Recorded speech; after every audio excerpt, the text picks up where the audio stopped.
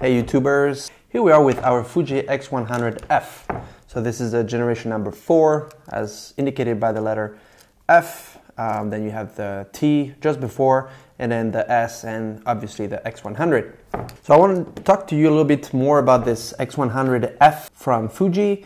I just received it a couple days ago and I've been able to do some tests, mainly home tests because I haven't been able to go out on the streets yet. I will post a bunch right here. So as you can see, I've used the across filter for this series of photos. These are unedited JPEG straight out of the camera. I shoot mainly in aperture priority mode, therefore it's mainly automatic settings.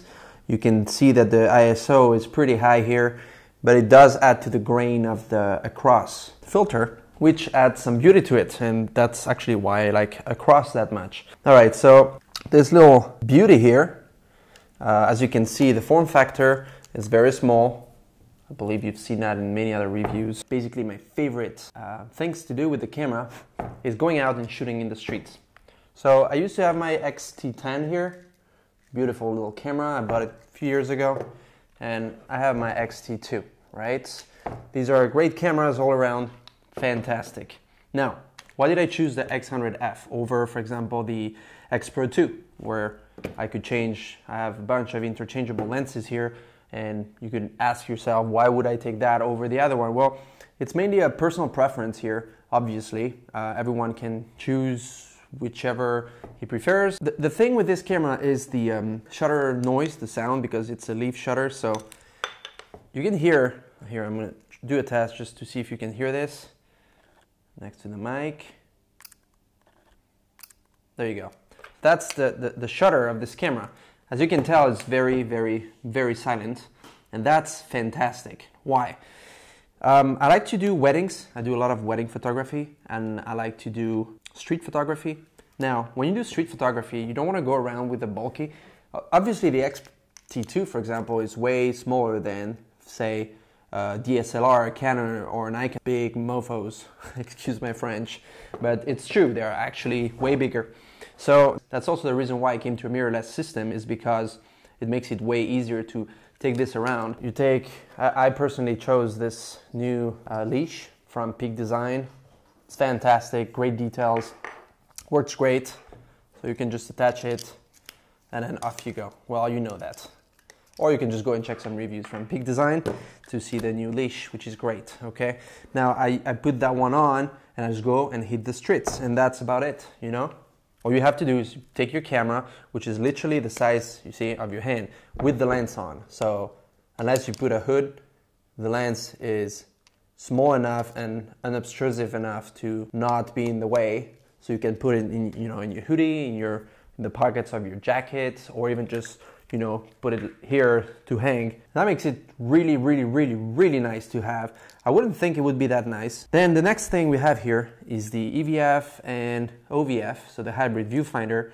It's fantastic, okay? So I don't know if you've seen reviews. You can basically, it's a rangefinder style. I don't know if you've ever used a Leica or an old rangefinder style camera. Basically the way it works is you have two images, because you have the one basically that you see in the OVF and the one that goes on the lens, because it's not through the lens. Therefore, you have to match the two images. That's how the rangefinder works. So you have to manually match them up so that they align between what you see and what you get, right?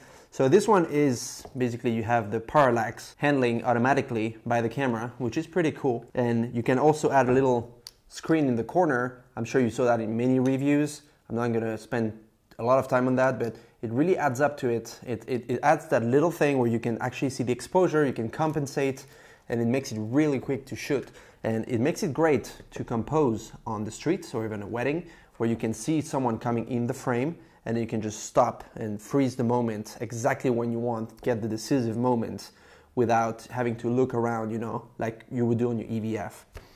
Obviously, it has an EVF, it's fantastic, it's great, but I have the X-T2 for that, the X-T10, and other cameras that, you know, work just the same. So now, if you're thinking to buy an X100f, X100T, or an X100 series camera, first of all, you should check what you want to do with it. Is it something you want to use for street? Is it something you want to use for weddings, or just for family, or for, you know, landscapes, portrait, anything? You need to decide what's the use of it. What is it going to be? Once you know, then some people say the limitation of the lens, the fact that you cannot remove it, it's not interchangeable, it's a big deal.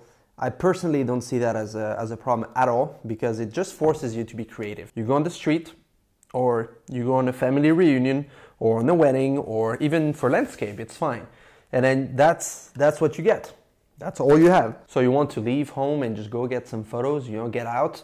You go, you take your camera, that's the one camera I take. I go out and I shoot. Now you want to get more in the frame, you use your legs, and that's your zoom. Most photographers know that, it's commonly known, but it's actually true, that's how you do. And you know, if it's too small or too big, then so be it. You're gonna work around it a little bit, and you're gonna learn how to work with a small lens and one focal length. In this case, a 23-35 equivalent full frame, it's actually amazing because it's just the right framing. It's just the right, you know, focal length for what you want to do. So there you go. That's a bit of my review on this beautiful little monster here. Honestly, I advise anyone that likes the old rangefinder style type of photography, or that just wants something that does both OVF and EVF, discreet, be able to, you know, in the wedding be almost like a guest, you know, like you're not noticeable, and then you can take great shots. Like Kevin Mullins, Fuji photographer, you can go check his work. He does great wedding photography, and his work was mainly done on an x100 series for those, you know, those close-up shots where you don't want to be noticed, you want to catch the emotion without being, you know, this big photographer that comes around with his huge DSLR and, you know, that says, here I am, I'm the photographer officially, so you see me anywhere I go, right? This is more of a, you know, carry around, keep it on your hip, and then whenever you need to shoot, you just grab it and shoot. So there you go. I hope you enjoyed this little review and this little real-life analysis of the Fuji x100f. Stay tuned. I'll make more reviews, in-depth reviews. I'm not going to go over the specs because you can find that anywhere, but I'd like to add some more photos as I go. And I'll keep you posted. There you go. So have a great day and hope to see you soon. Don't forget to subscribe. Bye.